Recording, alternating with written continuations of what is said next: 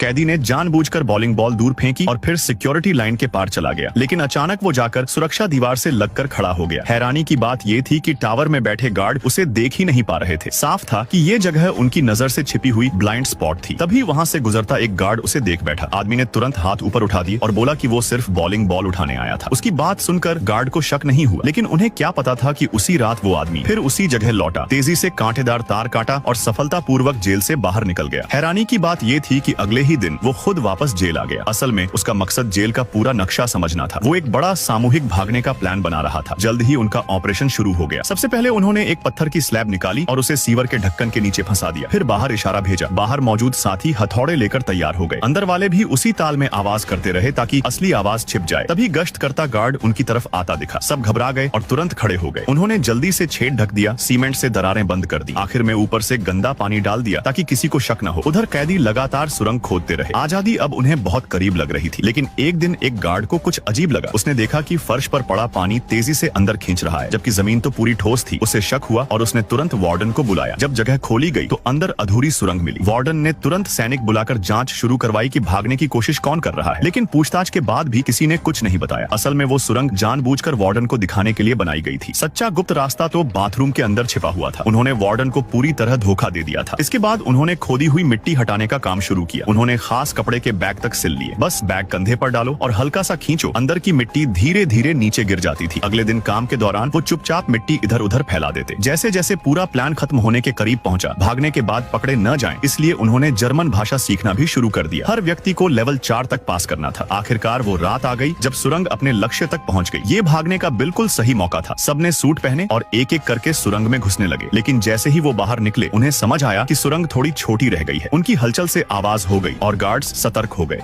And then, if you follow me and like the video, you will get part 2.